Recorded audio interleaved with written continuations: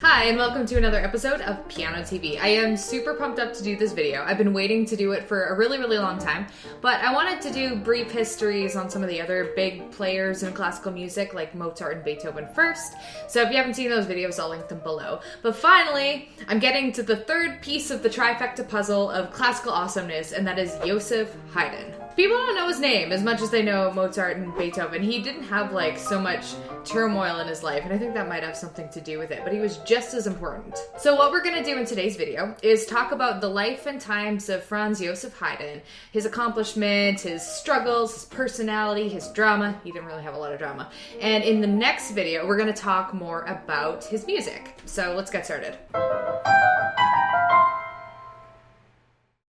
Haydn was born in a small Austrian village in 1732 to a father who was a wooden wheelmaker and repairer, and to a mother who was a chef for aristocrats. His family wasn't particularly musical in the sense of being classically trained, but when Haydn was looking back on his life, he noted that his family did a lot of singing, and his father was an amateur musician, he could play the harp, so they did have some musical skills. Apparently, Joseph Haydn was one of those wonder children, because at age 6, his parents decided to ship him off to live with a relative, because he had exhibited musical talent, and they knew he would never truly blossom into his musical flower self if he stayed in their little village. So Haydn was shipped off to Hamburg to live with a relative named Johann. So Johann happened to be a choir master and a school teacher and agreed to take young little Joseph under his wing. But Joseph doesn't have the fondest memories of this place. Apparently he was embarrassed because his clothes were always dirty and he was underfed and malnourished, but I guess opportunity's everything, right? But luckily Joseph didn't have to stay there for very long because he passed a music audition which allowed him to move to Vienna to go to school there and do a lot of singing and that kind of thing. So he spent the next 9 years there, but unfortunately when he was 17 years old, like so many other boy singers before him, he lost his angelic sounding voice and he started, being frowned upon for that. There was an empress who commented that he sounded like a crow. Plus he was a prankster and he liked playing practical jokes because he was a bit of a goof. He cut off one of the boys' pigtails and that was kind of like a final straw, and he got kicked to the curb. He got kicked out of school. But Haydn was super resilient. He didn't let that get him down, and he immediately started working on being a freelance musician. He started working on everything from being an accompanist to teaching music to busking. And he was disappointed with the music theory education he received in school, so his remedy to that, instead of complaining,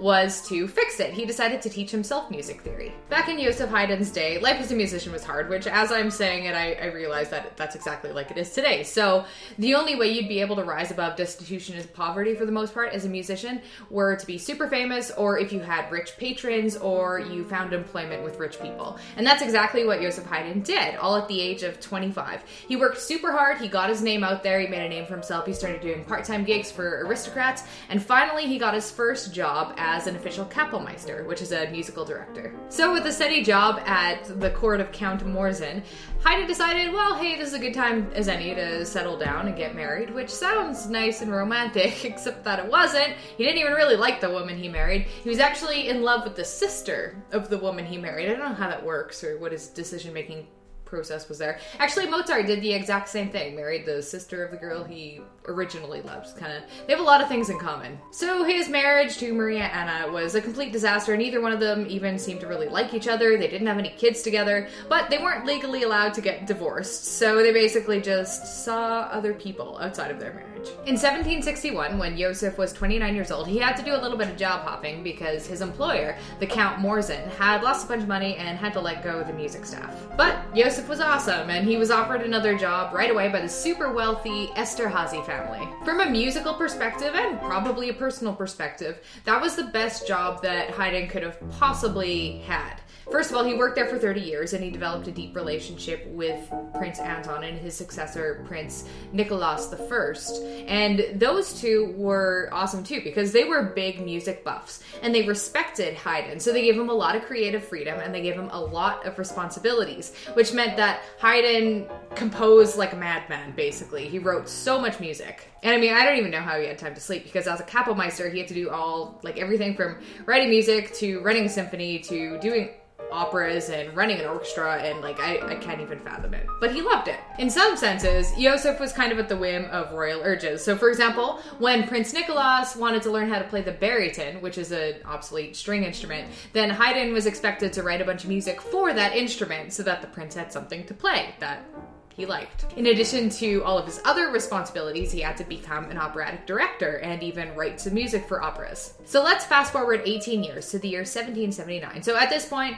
Haydn had been working for the Esterhazy family for 18 years, and he'd been making a name for himself, and it was at this point where he was finally able to start publishing music externally. So up until that point, Haydn's music was basically owned by the Esterhazy family. And I mean, it's kind of like the classical version of a modern record deal or a record label thing, right? The record label owns all your music, but what happens with time with older musicians or musicians who have been around a while is they start to they get more flexible contracts and things like that. So that's more or less what happened with Haydn. Haydn ended up getting increasingly lonely as the years passed, though, because the Esterhazy court was just a little bit remote. He didn't get to go to Vienna and hang out with his friends like Mozart as often as he would like, and he felt like he was kind of like isolated from the rest of civilization. So in 1790, Prince Nicolaus I died and his son Anton took over. This actually proved to be a really good opportunity for Joseph because he was always super loyal to Nicolaus. They had a really good relationship. They were always like mutually happy with each other. But his son, Prince Anton, who succeeded Nicolaus I, was not really a music guy. He was more of like an economic guy, and he ended up letting go most of the musicians. And he offered to keep Haydn at court and keep paying him and whatever, but he was going to get a pay cut. And at this point, Haydn was like, you know what? I've wanted to leave. I'm gonna do it now. And thus began his adventure to London. So it seems like, Haydn was tucked away in a corner playing for 30 years with this family and being their music director, but actually he was super famous, even in places as far as London. Not that London's that far from Austria and Germany. But a lot of his music was being published and distributed in London, and a lot of it was being performed. So he was actually, even before he'd ever stepped foot there, he was actually a really big name in London. So Haydn ended up traveling to London twice in his lifetime, once from 1790 to 91, and again in 1794 to 95. And this is all when he was in his 60s, it's getting up there, but he refers to it as some of the best times of his entire life. His 2 London tours, unsurprisingly, were huge successes, and they increased his fame and they increased his wallet, and everyone was happy. There was a music reviewer who, once Haydn began performing in London, and I'm going to quote this, he said about this concert, Haydn himself presided at the pianoforte, and the sight of that renowned composer so electrified the audience as to excite an attention and a pleasure superior to any that has ever been caused by instrumental music in England. So it's a pretty big deal. And he also wrote some of his most famous works in his elder-ish years when he was in London. He wrote, for example, the London Symphonies. A funny story that kind of speaks to Joseph Haydn's personality, and we'll talk a little bit more about that in a bit, was the fact that the symphony he was playing with had a rival symphony who was getting all jealous about all of the popularity Joseph Haydn's symphony was receiving. So what they decided to do was recruit an old student of Joseph's, Ignace Pleyel, as a rival composer. But Haydn was not one to get sucked into all that drama, and he basically was like, yo, bro, let's go out for dinner. And they had dinner together, and they played each other's symphony songs on each other's programs, so they were just sticking it to the man. So in between Haydn's 2 London trips, he was staying in Vienna. He decided to build a house because he had all this money. So he built a house with his beloved wife. But this was when he also met Beethoven and began mentoring him. So I'm not going to talk too much about Beethoven because I've already done an entire video on the life and times of Beethoven, and I talked about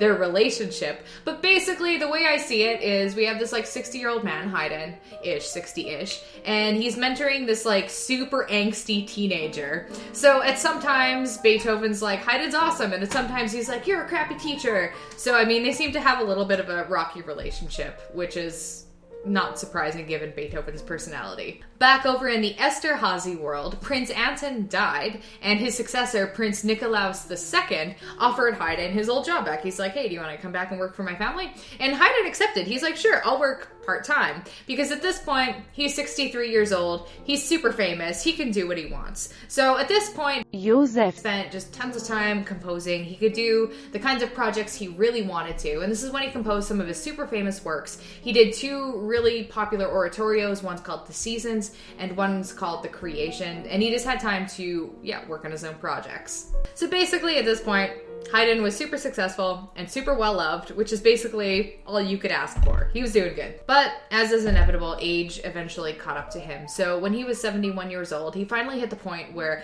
he was too sick to really keep composing anymore. It's impossible to say what was really wrong with him because they just, medicine has advanced a lot in the last 200 years. But there's theories that he might have had atherosclerosis of some kind, like his arteries were not what they used to be, because he had leg swelling and he dizzy spells and things like that. And that must have been super hard for someone as industrious as Joseph Haydn. I mean, he basically lived for work, and now, he's hit this age that he can't do what he's always done anymore. In 1806, Haydn was quoted as saying this: "I must have something to do. Usually, musical ideas are pursuing me to the point of torture. I cannot escape them. They stand like walls before me.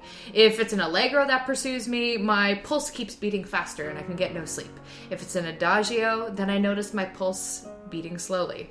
My imagination plays on me as if I were a clavier." Haydn smiled. The blood rushed to his face, and he said, "I really am just a living clavier." And yes, he had lots of friends, and he had wealth, so he had servants, he was really well taken care of even when he was sick. But again, you have to just imagine how hard that must be for a guy like Haydn to not be able to work. So something really touching and notable happened in 1808. When he was super sick and frail, there was a performance put on for him of his oratorio, The Creation. And he was brought to the performance in an armchair because he was pretty sick, and he was greeted by Beethoven, and Salieri was there who led the performance, and there were a whole bunch of fancy people and friends of his and everything who were there who put on the performance for him. And he was super moved by it, he was really touched, but he was sick and he could only stay for half the performance, so that was kind of sad. And now, we've got to talk about death. So at the time of his death, around the time, Napoleon was having this big war thing, so France was bombing Vienna, and actually Haydn's neighborhood was bombed in 1809. And he wasn't hurt or anything, but you can just imagine this frail old man, but he was brave in his spirit because he was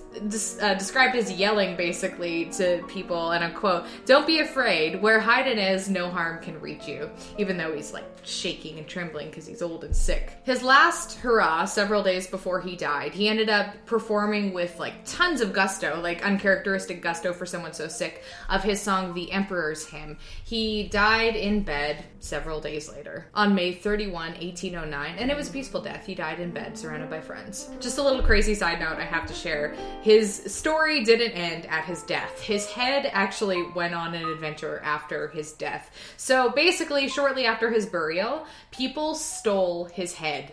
And it wasn't even found and reunited with the rest of his body until 1954. So I guess it was stolen by people who wanted to, pick into his brain and figure out what makes a genius tick or something like that. Either way, it's super weird. It's actually, there's a Wikipedia page dedicated to Haydn's head. Look it up if you're bored. So, as a final note, let's talk about the personality of Joseph Haydn. And at this point, it should be pretty obvious what he was like. For the most part, he seemed like a really all-around great guy. He had lots of friends, people spoke highly of him, and one way you can tell how decent of a human being someone is by how they are spoken about by their underlings. And the musicians at the Esterhazy court always spoke really highly of him. They really liked him. They said he kept the atmosphere light and fun at their job. They called him Papa Haydn. So, that speaks to who he was. Haydn also had a sense of humor, kind of like Mozart, which is really, really apparent in his music. So he's got things like the Surprise Symphony, where you've got this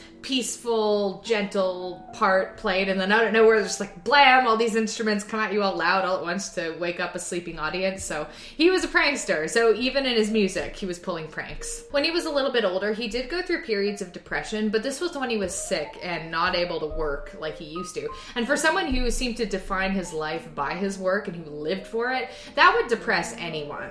So it seems like overall he had a really cheerful, optimistic nature. But I don't feel comfortable exclusively praising someone and not addressing their weaknesses. So if you've seen the Mozart and Beethoven videos I've done, you'll know that they had their strengths, but they also had their weaknesses. So I think Haydn's biggest weakness is I don't want to use the word greedy, but I'm going to. He was one of those people who always tried to get the most money out of whatever situation he was doing. So he was like a haggler through and through. He was always trying to get the most bang for his buck, so to speak. I think he was even involved in fraud, but I don't know a lot about that. I haven't read a lot about that, so I'll just like throw that out there. But at the same time, even though he was like really intent on like being wealthy and maximizing his wealth, he wasn't a Scrooge. He was really generous with people who worked for him and for his friends and family. So it's not like he was clinging to his money, which is why I don't really want to use the word greedy. And just a quick note on Haydn's physical appearance. He was a short man, and that might have been a result of being underfed as a youth.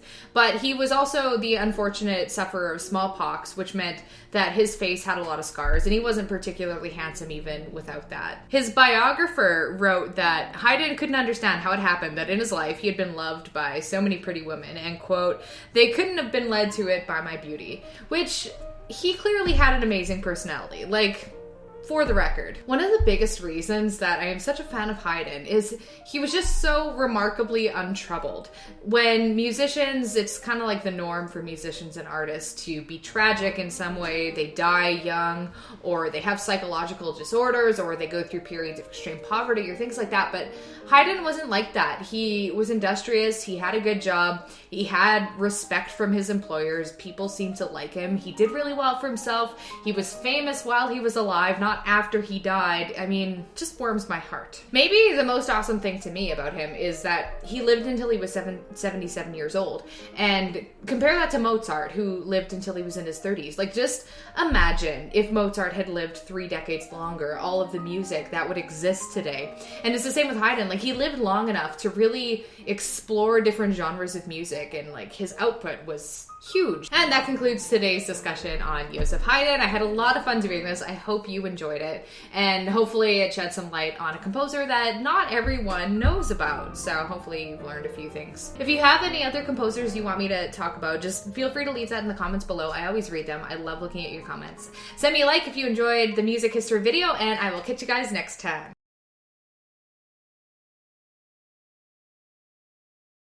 In some senses, Yoda. I was about to say Yoda.